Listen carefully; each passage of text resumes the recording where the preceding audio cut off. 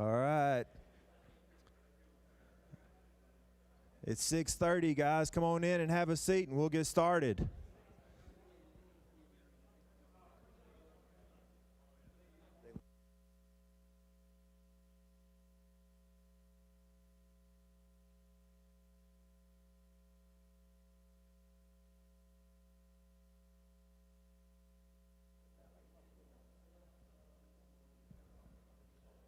All right.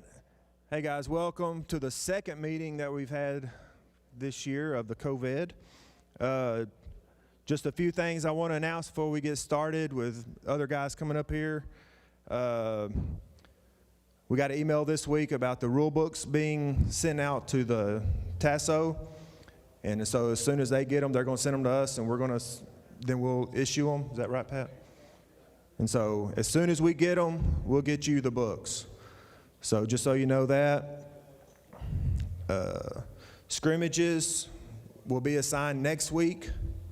It's a little bit different this year since everybody's on the same day, and so we're just going to assign the scrimmages next week whenever we get them all confirmed, because they're still changing right now. We had a change today, this afternoon, so we're going to try to get that to where we can give you all that information next week.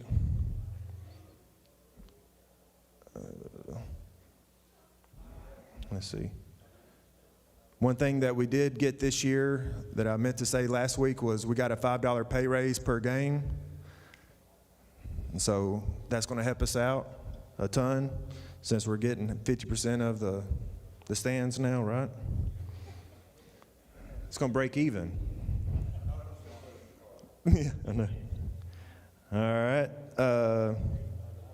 Hey, we're lucky enough to have our division rep here this week, Patrick Smith. He's going to come and share a few things about what's going on as far as TASO is concerned and what he's being told. And so you can hear it straight from the horse's mouth. And so if you're mad, you can come see him afterwards. He'll stay and take a beating. So this Patrick Smith, he's our division rep. Thank you, Chad. Thanks, gentlemen, for having me this evening. It's an honor and privilege to be able to represent you with TASO football. A couple things I'll cover right quick, and I know we're streaming. If you do have a question, if I can get it loud enough, that way that we can get it answered for the streamers that are hanging by as well. TASO solicitation policy. I bring it up. We all bring it up every year. Don't solicit ball games. If a coach calls you, asks you, what 5 officials might be good to work that ball game? Say, Coach, call the chapter secretary. Social media policy, you guys are doing a much better job of that. The one area that we're not doing very good is quit checking in. Okay? Quit checking in. Ethics policy, we have a new procedure. If you should, you go through your chapter ethics review, and then you want to appeal, you can appeal that to TASO. In the past, it was the football president and then a member of the TASO staff that issued the punishment. That's not going to be that way going forward. For 2 years, I've been pushing to have this changed, and we finally got this changed. So what's going to take place now is you will appeal to TASO, and then the president and 2 other members that he selects will hear the appeal, and then they will issue the punishment. The TASO paid staff will only be involved in administering. That's it. They like the idea so well, they've applied it through TASO, all divisions going forward. All right, we're in the year of the COVID for football. Some of you have asked, will I get my money back if we don't play? There is a TASO refund policy, and it's on the web portal. If you're interested in knowing what you're going to get back, check out the refund policy.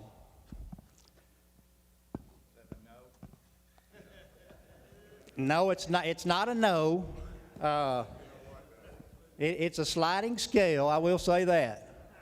Okay, it is a sliding scale. What we all need to understand is that TASO's like any business. Some of this money's already been spent, so the expenses have to be covered. The one thing I'm going to cover tonight is the COVID world that we're going to be officiating in. And I keep getting asked everywhere I go, are we going to have football? I'm telling you now, prepare, because as it stands right now, we will be playing football this year. Right now, there's nothing that's standing in the way of that. So as we go into this COVID world, there are things we're going to be doing different. There are things that the school's going to be doing different. As far as TASO, we got together as a board and we come up with some guidelines that we sent to the UIL. We never heard a word back, and then all of a sudden, I sent Chad and them the UIL guidelines that the UIL sent out. No, they didn't adopt all the things that we had in there, but they did adopt a lot of them as far as the officiating part goes. So if we'll go to the next slide. Respect for your fellow officials. Check your temperature. If you have a cough or any of these symptoms, isolate yourself. You're going to go to some venues, we've already been told, that are going to check your temperature before they're going to allow you in. If your temperature is 100 or above, you will not be allowed in that facility. If you drove, you will not be paid. So make sure you are good temperature-wise before you leave the house. You won't be paid a game fee either because you didn't get in the facility and you didn't get to get out on the football field to work the game. So we all know that going in now. You're responsible. You're an independent contractor. You're responsible. Next slide. Travel. The recommendation is that you travel alone in your own car. That's the recommendation. You guys have to work that out. Next one. Arrival at the stadium. We know that if we're going to take a temperature check, there's another screening mechanism that is also a questionnaire. And they may ask you to fill the questionnaire out. It asks, have you had a temperature? Have you had a cough? Have you been in contact with anybody that's tested positive for COVID in the last 72 hours? Some of them may go in an extension and say 14 days. So fill out your screen questionnaire and you move forward. With regards to the mask, make sure you have a mask when you show up at the facility. You're going to have to wear it in. And don't give anybody flack, because most of the people that are going to be doing the screening, they're just somebody that works at the school. They don't know a whole lot. They're just doing what they've been told to do. So there's no debate. There's no argument about it. Just wear it in. Next slide. Pre-game coaches conference, 1 to 1.5 hours prior to. This is for the white hats and the umpires. Go to some part of the field where there's nobody and practice your 6-foot distancing. Some coaches like to toss before the ball game. That's fine. Just make sure you're practicing your social distancing. Next slide, please. Coin toss. Referee and umpire go to center field. Each team will only be allowed one captain. All remaining team members must remain in the team area. There's no more coming out to the 9-yard mark this year, in the year of the COVID. Maintain your 6-foot distancing. Next slide, please. Pre-game duties. Cover a few things here. One, we have crews that like to go out ahead of time. Let's say hour and 15 minutes ahead of time. Your jurisdiction does not start until 30 minutes before that contest. My recommendation to you is to stay in until that 30 minutes. Anything that goes out on that field, you have no responsibility. You can't do anything about it. However, if something does go out there and you're out there, you're an official, you could be called in with regards to the liability aspect of what took place.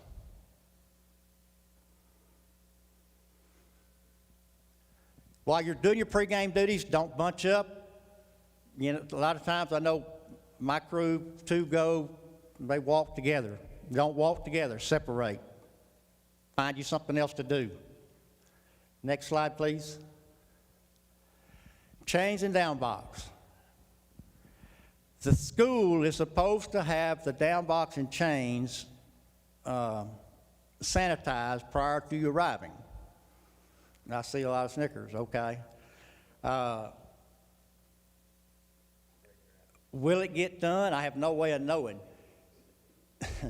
So, if you are the chain man, if you're the box man, you're the head linesman, and you need to check that chain, I'm going to recommend that you wait until the chain crew arrives and let them stretch the chain for you, if you have any concern whatsoever, to test that chain.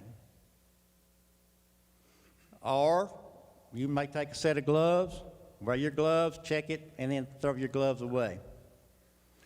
The chain in your down box is supposed to be sanitized at halftime. Once again, same thing. If you feel comfortable taking you some Lysol spray or some Clorox or Lysol wipes and you want to wipe that thing down yourself, you feel free to do that. Most of the time, the only time you're going to touch that chain anyway is on when? Measurements. That's the only time you're probably going to touch the chain. Next slide, please. Game balls. 1 hour prior to the game contest, the game balls are to be delivered to you in your dressing facility. The game balls are supposed to be sanitized when they arrive. You don't know? I don't know.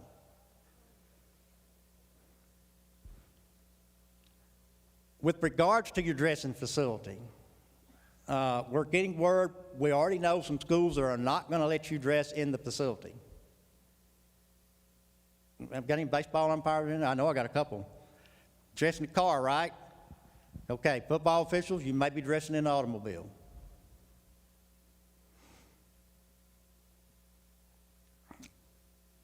Game balls, you're not worried about scratching them, sanitizing them, or anything like that. That's for the school to take care of. Next slide, please. Game balls from the personnel on the sideline, which most of the time it happens to be a 12 or 13-year-old child. Don't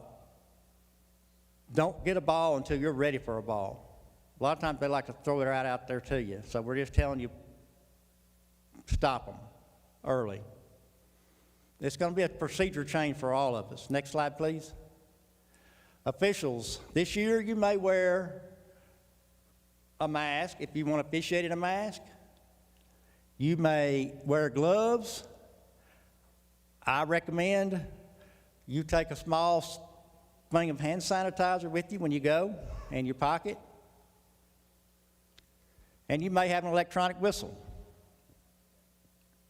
If you're coordinated enough to do that, then we might find a job for you somewhere else. Doing an electronic whistle and trying to officiate and do all your signals and everything is a little bit difficult. But if you feel the need to use an electronic whistle, then you may have at it. Towels and water. The school is more than likely not going to provide you any water or towels this year. Feel free to take your own water bottle, your own towel on the field with you. The thing that we did ask for the UIL, if they are going to provide us water, that it be in an individual water bottle that's strictly for you. Now, we're taking a leap of faith here. How do I know who touched that water bottle? That's the reason why you got the little hand sanitizer in your pocket or a little Clorox wipe or whatever. So it's all about being safe while you're there. Next slide, please. Referee Mike. We recommend you sanitize it when you get it and you put it in a plastic bag. Sanitize it, put it in a plastic bag. Next slide. Accountability breeds responsibility, Stephen Covey. Kind of ironic, COVID. With regards to, back a little bit to the dressing facility, more of that is in the metroplex, the metropolitan areas. We do There are a couple schools that we call for, y'all call for, we call for in East Texas that have indicated that they're not going to provide us a facility to dress in. We need to check. We're doing some checking on that to make sure that is true. These procedures are the same procedures to follow on Thursday night as well. And I see nobody laughing, so that's good. Any questions on the COVID procedures? Question?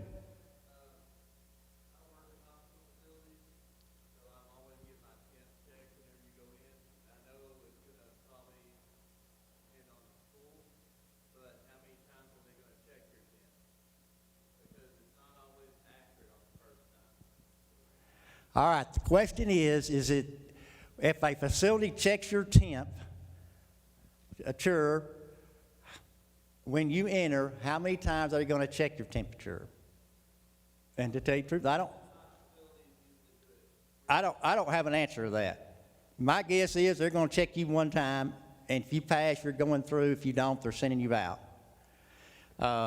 And the reason I say that is probably the person checking the temp. It's just something that they've been told to do, and they've been given no kind of guideline whatsoever.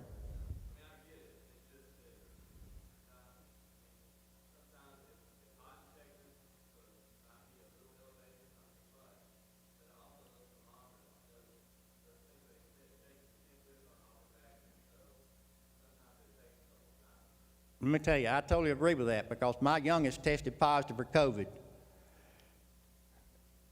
And she quarantined for 14 days. And I regularly checked my temperature every time I came in or went somewhere in a house. And I'd be 99.6, and then 10 seconds later, I'd be 98.6. So I know temperatures do vary. Question in the back?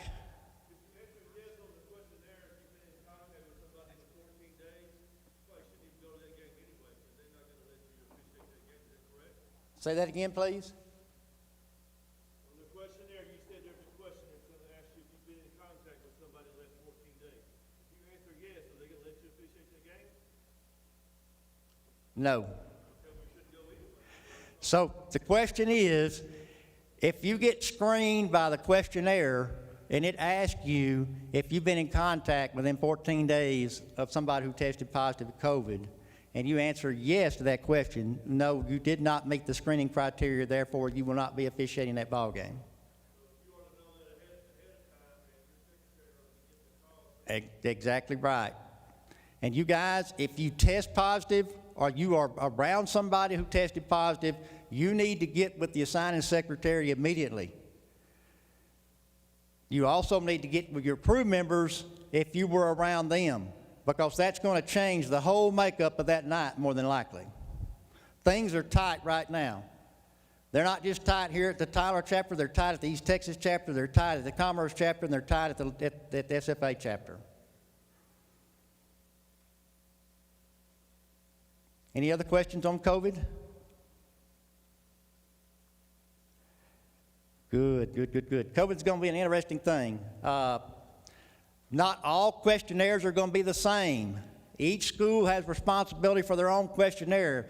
If you have children that have already started back to school, you can see some of the questionnaires that are being posted on Facebook and the questions that are being asked by the various school districts, because they are requiring you, the parent, to fill out a questionnaire each day for your child to go to school.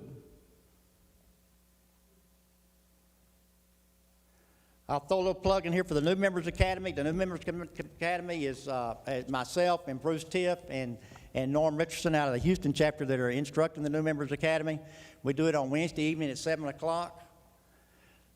It's a great resource for you new guys. We give you some definitions, and we have a little film review. And in the film review, we look at some of the rules and look at some of the mechanics areas where you're supposed to be at certain times and while that play is going on. Any other questions regarding TASO or anything? All right, I was going to cover the rule changes tonight, but since I listened to your meeting last Monday night, or Tuesday night, whatever it was, I heard Lance say that he was going to do that tonight. So He's got that 100%. Gentlemen, it's my privilege and my honor to be able to serve you. And I wish you a tremendous season, and I hope that you all stay safe. Thanks, Pat. To piggyback off of what he said, Larry and Josh are contacting the schools and trying to get a spreadsheet of what's going to be required at all of the different schools so you can know beforehand, questionnaire, temp, whatever's required, so we can try to get that information to you. They're just trying to find who to ask because, you know, they're used to talking to the coaches. The coaches don't know, so they're still trying to find out who that contact person is to give them good information. So as soon as we start getting that information, we'll start posting it or sending it out. I'm not sure really how we're going to get it to you, but it'll be at some place that y'all can get on and find out that information. Now, our favorite guy in the chapter, our sub-varsity secretary, Jeremy, do you have anything that you need to say? Anyways, I think I'm loud enough. Okay. Get in the light. Get in the light. Okay. Much like I'm sure Josh has communicated to referees, sub-varsity is going to be very similar. It's going to be a challenge, more so this year than it has been in the past years even. Some schedules have been sent to me. I've downloaded some from schools, and they change almost daily, and times the number of schools, and so prepare for that. Prepare for, you know, I try to get ahead from a scheduling perspective, but just know that it may be a kind of a week to week. If you're not scheduled that week, I would say assume you are working, it just hasn't come out yet. As always, I'll do my best to keep you close to home so you don't have a long travel on Thursday night. And we'll slowly inch our way through this. Those that are in Tyler or work a lot of TISD, they have added games or are in the process of dividing up their junior high to Monday, Tuesday, and Wednesday. So just know that Monday and Tuesdays will be a little bit shorter nights, but we will have a game or two on Wednesdays. Most of that will be, they're trying to get as many games into Rose Stadium so that the stands, the fans in the stands can spread out more than some of the smaller facilities for the other campuses. So know that if you're in TISD. Usually officials come to me kind of the first couple weeks, first couple meetings. If you have any special requests, and I do my best to honor those. If you have a situation or if you work far from your home site that's loaded in Arbiter, just do your best. Just come let me know, and we'll get those notes down, and I'll do everything I can to accommodate. So I appreciate you all, those watching remotely. It'll be fun, but just go ahead and call me, text me, email me now, so I can start to kind of build that roster of accommodations as needed. Good. Thanks, Jeremy. Mike Jones.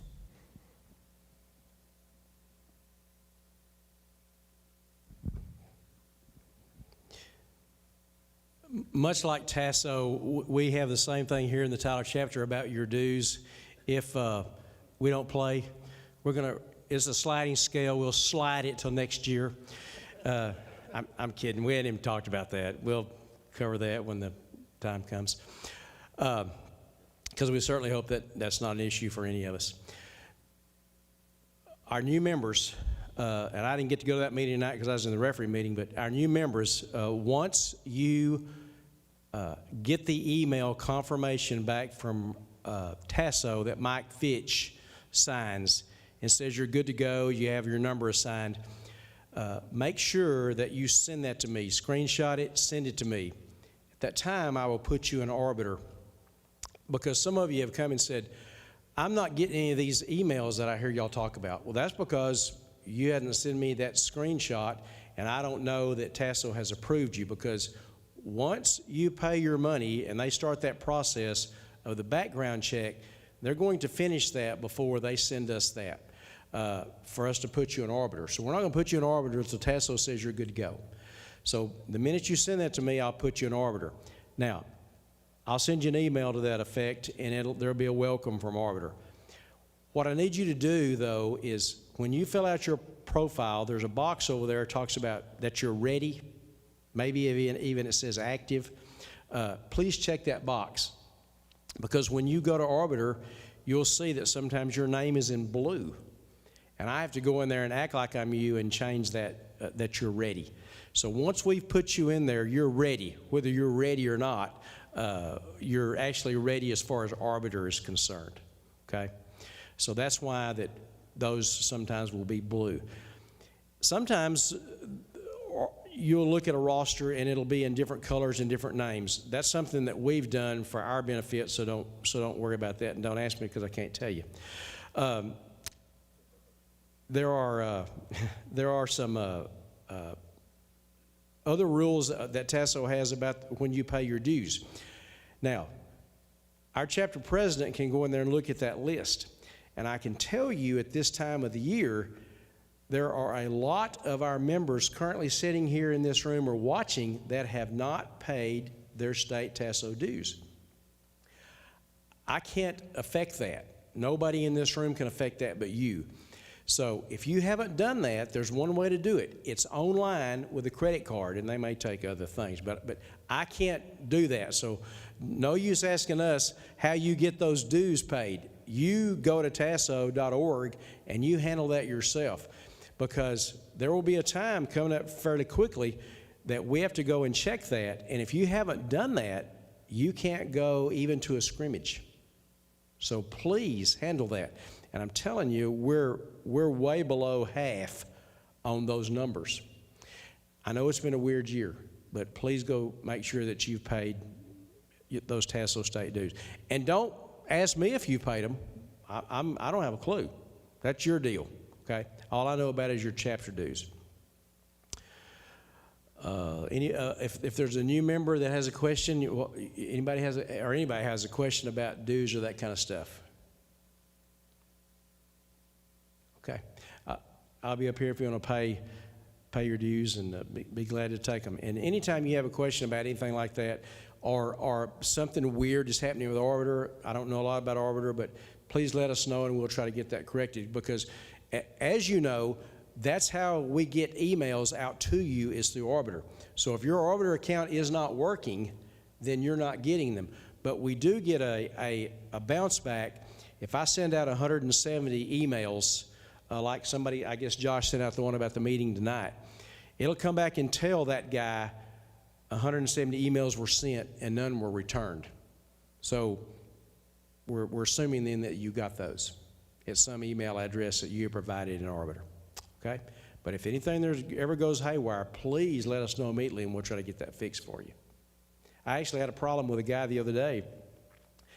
He couldn't see the roster, and the guys at Arbiter for 30 minutes talked to each other and finally figured out why that one guy could not see the roster. And it was a little glitch in part of their system. So it's a computer, it does happen.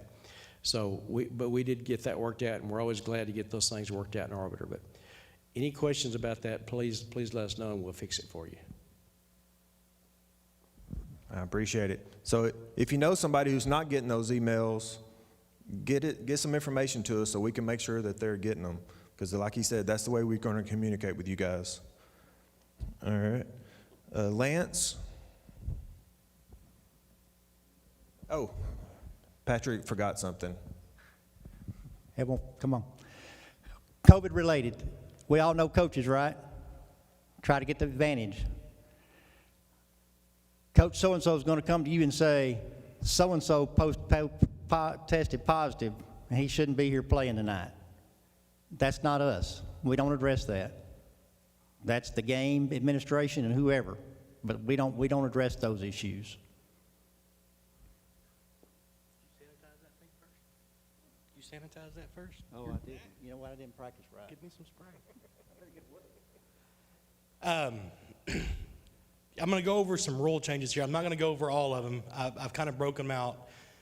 There's 4 that I think are going to be important for all of us to know. There were more than 4, obviously. A lot of them dealt with jerseys, and I want to try to keep those. I view that more as an administrative thing. So we'll deal with those in the crew chief meeting, the referees meeting. I don't want to get into jersey, and me, like most of you, are tired of being the uniform police out there. I will say one good thing is that they did take the exception out for the visors. So there's no doctor's note, there's no UIL note, there is no note that's going to put a tinted visor on a helmet this year. All right? Can I get an amen? So I'm going to go over the four, what I consider the major ones, the ones that we all need to be aware of and know about. Before I do that, I do want to say, I've talked to a lot of officials, I've had a lot of phone calls, and there's a lot of us, and we just kind of touched on it, there's a lot of us guys, Mike did, with who has paid and who hasn't. There's a lot of officials that are holding their breath and waiting to see if this season happens. And I understand where you're coming from. I get it, okay? We've got to approach this season business as usual, okay? Because when those 22 players hit that football field in your first game, they expect us to know and be trained and be ready to perform, right? As it is week 8, okay? So we've got to be ready and prepared, so do that. If you haven't attended the clinic yet, do the clinic, guys, because that takes a solid 5 hours, okay? You have to keep hitting play and do it however you want to do it, but it takes a solid 5 hours. Get that done. Don't be doing that Wednesday before we kick off on Thursday or Friday. Go ahead and get that done. If you haven't paid your dues yet, guys, please pay your dues. We're going to need every last vertical and ventilating human being in this chapter this year, okay? I'm just being honest with you. All right, these schedules are so fluid and moving around so much. We're going to need everybody, okay? And I know Jeremy's going to need everybody, all right? So let's get started. I'm going to go over 4 of them. The first one I'm going to go over is the defensive subs, okay? So in previous years, last year and prior to that, if there were 12 players on the defense, when did we throw the flag for a legal substitution? Anybody know? When did we throw that flag for a legal substitution on the defense when they had more than 11 players? When the snap was imminent, right? So if we had the offense going to the formation and the quarterback's getting under there and we're still looking and I go 10, 11, 12, and once that quarterback gets under that center or he's in shotgun formation and he's reading his offense, we shut it down, we had 12. Legal substitution. Now, it is a live ball foul, okay? And there's 2 things I want to discuss on this. So it's a legal substitution on the defense. It's a live ball foul. So essentially, the offense is about to get what? A free play. It's just like a defensive guy jumping off, flag goes up, jumps back, and here we go. They're going to shoot for the end zone. Same thing. They're going to get a free play out of this, okay? There's a couple of things I want to talk about. Number 1, they also changed the philosophy. If you remember correctly, we used to say if the next step took them off the field, we were going to give them the benefit of the doubt and put them off, right? That philosophy is gone now.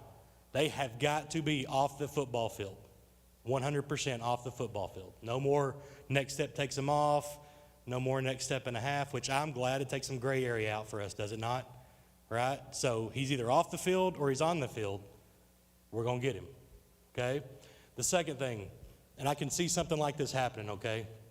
If the defense has 12 on defense and the quarterback is coming into formation and he is looking and he's going, something's not right. I've got 2 corners on my number 1 receiver over here and the play clock's going 3, 2, 1 and he calls a timeout and we have 12 on the defense with a timeout called by the offense. What are we going to do?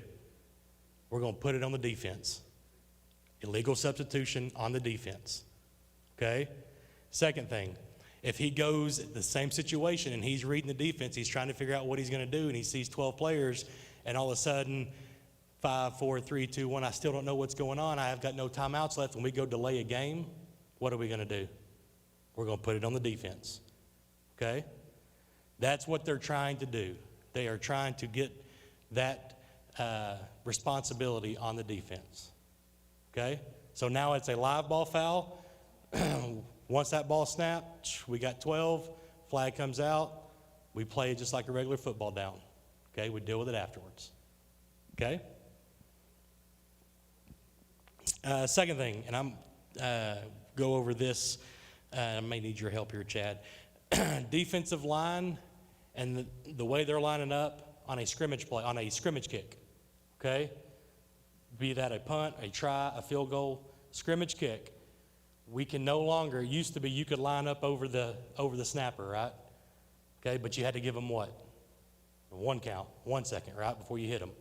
They've taken that out now. We're not doing that anymore, okay? So now what we're doing is you cannot line up, a defensive player cannot line up in the framework of that snapper, okay? So stand up for me, Chad, I'm going to show you. So a frame of the body, go ahead and turn around. There you go. Here's your frame, right? This is your frame. Shoulder here, okay? What happens when those snappers, what do they typically do? They get real wide with them feet, right? Where's my frame at?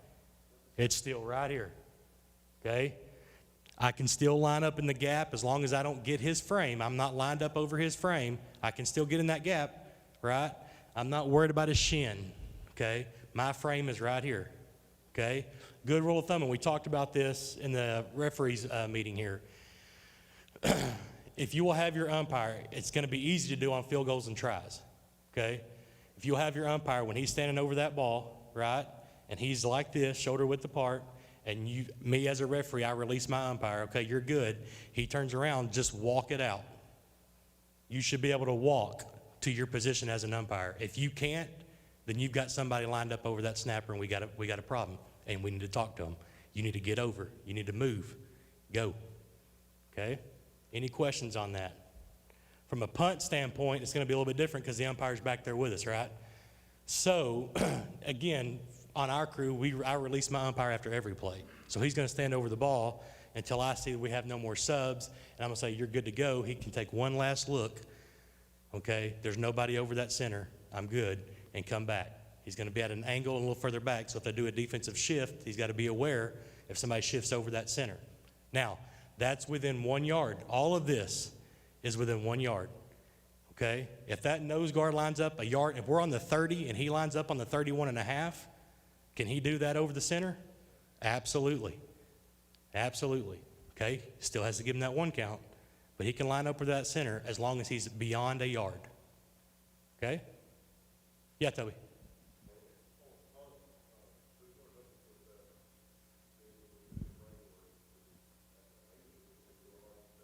Yeah, so Toby, my fearless umpire, just asked me who's going to bail him out because he don't know what he's doing.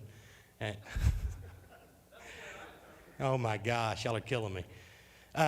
Like I said, when you're over that football, Toby, when you're over there and you're putting that ball down and you take that last look before I release you, there's nobody over there, and you come back that 10 yards, okay, and you're looking at an angle. Unless that defensive shifts, unless that line shifts for some reason, he still should not have anyone lined up over him, okay? The only other option, and we discussed this in our referees meeting, and I'm leery of doing this right now, and we actually talked about that, and Andy actually said the same thing, was if we had the back judge sneak a peek, because he's typically deep, and he's obviously can see right there where the snap's at, but he's also, in some instances, 40 yards or more if the punter's got a leg on him. He's back there with the receiver deeper than the receiver. So he's a long way away. He can still see, but I don't know if I would go there yet unless we had an issue. I may tell him at that point, hey, he was really close. Next time sneak a peek and tell me if he's lined up there. Otherwise, I'm going to rely on my umpire to make sure he cleans that up before I release him to come back with me. Okay? Yes, sir.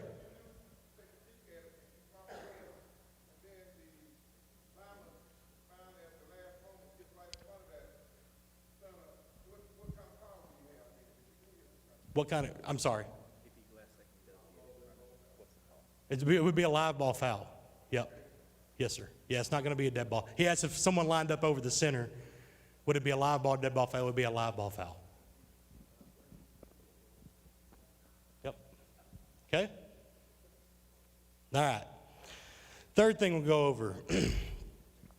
There was a change, it was kind of in the wording, on kick plays. Okay? Scrimmage kick and free kick. All right, so the rule used to be if a kid goes out of bounds on his own, okay, let's say it's kickoff, fix and kick the ball off to open the game up. Kid goes out of bounds on his own. Can he come back inside the field to play? He's done for that play, right? He's done. If he comes back in, flag goes down, right? Okay, the rule now is in a kick play, if a player goes out on his own, he can return back into the field of play, but it cannot be during the kick. Okay, so think about this. During a kick play, you have typically two parts. You have a kick, okay? And once that ball is received, what do we have now? We have a running play, okay? So that's what they're saying.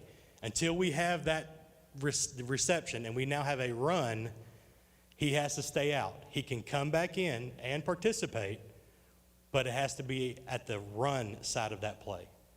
Now, that is going to be an extremely difficult call to understand when he came back in and when he caught the football, okay? So use your judgment there, okay? But he can now legally come back into the field of play as long as it is still not deemed a kick, okay? So if the kid's back there and he muffs it, what do we still have? We still have a kick, right? What if it's rolling on the ground and no one's attempting to get it yet? What do we have? It's a kick, okay? So he still has to stay out until that ball is deemed as now a running play. The ball is now in possession and we're taking it back, okay? The last thing I'm going to go over has to do with carryover fouls. So it used to be at the end of regulation, let's say the time's expired, it's the fourth quarter, and we have an unsportsmanlike conduct on the scoring team, okay? And their extra point is going to tie the football game. And the defense says, well, you go to the defensive coach, and it used to be, coach, you have to take this on the try because there's no succeeding kickoff. That foul used to not carry over into overtime, and now it does. Okay, so to put it simple, if there's any foul that can be assessed on a succeeding kickoff, it can now be assessed in overtime, the first period of overtime. Okay, so think of it just as if you would any other play during the game of football.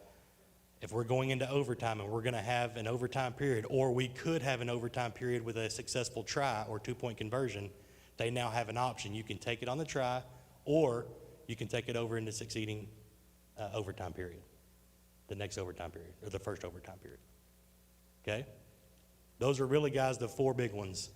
The rest really had to do with a lot of jersey stuff, disqualification and ejection that didn't really amount to a whole lot on the UIL side, with the exceptions that we have. Those are the four big ones. Again, like I said, we'll go over some of the administrative stuff on the jersey side with the crew chief in the next crew chief meeting. Is there any question about this? Yes, Stephen? One question, more for Patrick. You talked about the referee meeting. Do you know if UIL is going to do the team area for 15? The question is in NCAA, they've changed the team area from the 15-yard line to the 15-yard line. And Stephen wants to know if Patrick has any information from UIL or TASO, whether or not we're going to do that same thing. Right now, it's 25 to 25. We've been told we're going to 10 to the 10. 10 to the 10. That's more than NCAA. That's more than college. So we're going to allow the coaches to go to the 10-yard line? But it hasn't done yet. It hasn't been done yet. Okay. So, okay.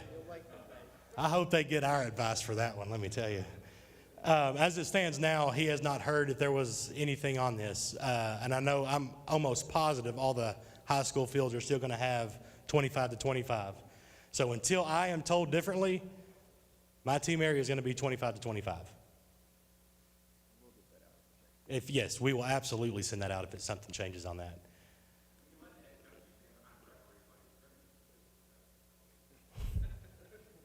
Jeez, I'll Pete.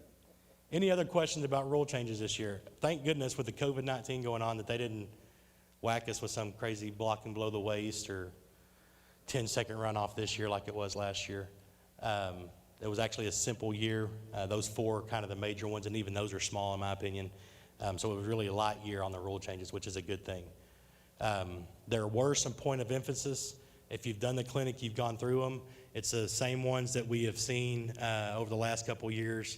Targeting, obviously, is a big one, guys. And they really, guys, understand UIL is being very strict on this, and TASO also. If we have a non-flagrant targeting in a football game, do we have to file an incident report for that? Yes, absolutely. Okay? If you have a targeting of any sort in a football game, please file that incident report. They are trying to figure out if we are getting this coached out of football or not. Okay? Please make sure we're doing that. Okay? We've got to have the incident report. Yes. Even in the sub-varsity, seventh grade, all. Yes. Incident reports on, yes, if you have unsportsmanlike conducts, targeting, any kind of issue that they say breaks the flow of the game, we need an incident report on, okay? Thursdays and Fridays, sub-varsity and varsities, guys. They're trying to figure out if they're getting this blindside blocks. I would send those in. That's just can be just as vicious as targeting, okay? They want to know if these are being coached out of the game or not. And the only way they're going to know that is by seeing our incident reports coming in or the lack thereof. Okay? Point of emphasis, targeting, the protection of the quarterback now has always been one, and then obviously sideline control and making sure our coaches are back during play. 15 to 15. Okay? What is it? Team area, 15 to 15. For high school? Okay. So we just got word now, it appears, that the team area for high school football is now 15 to 15. Let's don't tell the coaches that. That's- That is not something that I'm going to go advertise. You're exactly right. But if you have a coach or players get down to that 15, 16, 17-yard line, as it states now, No, he can't coach them. They can have a coach in that area, but he can't coach at all. He can oversee his players, but he can't be coaching out on the field. okay. Did they just come out with this? Are they just now getting clarification on this? Good grief. Okay, so they can have one. Yeah, if they go 15, they have a coach on the end. So if they go from the 25 to the 15, they can have one coach, no players, one coach, and he cannot coach. I didn't write this, guys, and we're just now getting word and clarification on this now. He's there to monitor the situation. Yeah. So from the 25 to the 15 on both sides, you can have one coach, but he cannot coach. I'm sure he would have no problem yelling at the officials for everyone else, but yeah, he can't coach. So, yes, sir.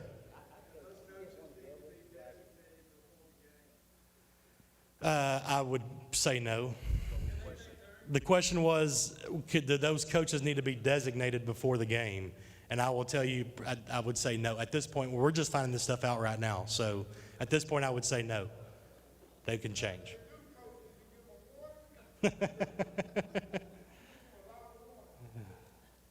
Any other questions?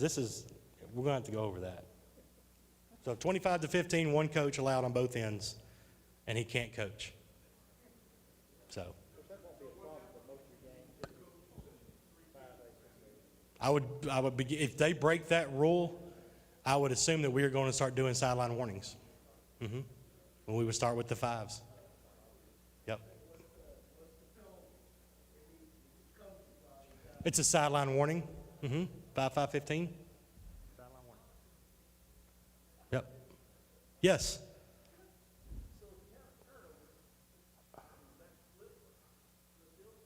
No. No, both sidelines can have one coach, 25 to 15. Both sidelines. I can have one coach between the 25 and 15 there, and one coach between the 25 and 15 there. Yeah. And this sideline can do it too. Yeah. And guys, I'm just learning this here myself. So, any other questions?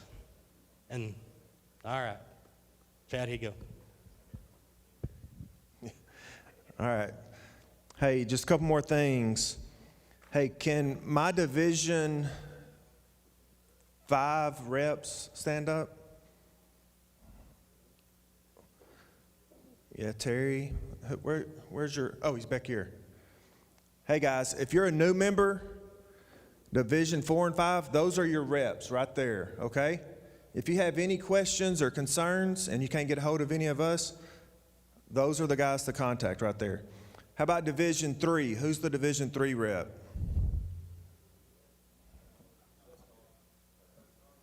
And who's his alternate?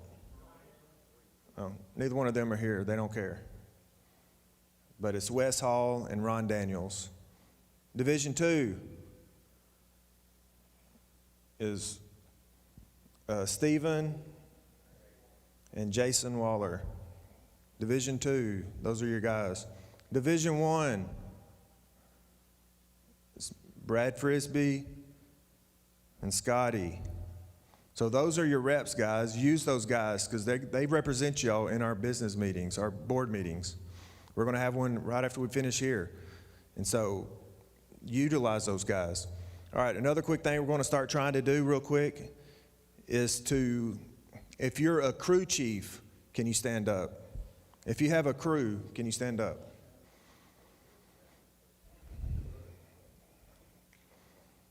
All right, guys. Hey, if you're not on a crew, these are the guys you just need to learn because we never know when they may need somebody. And so as soon as this is over, y'all talk to those guys. Let them know, hey, I've been in the chapter for 5 years. You know, this is my resume or whatever. I moved in from Houston. Let those guys know so they know if they have somebody call in sick on Wednesday, they at least have somebody that they may, a name that they may can contact. And we're going to try to get this more organized because it's something that we're seeing that we need to do. So that's something that we're going to start doing, you know, here in the next week or two. So, hey, any other questions? No? All right, I believe that's it. We're dismissed. Oh, thanks, Patrick, for coming down too.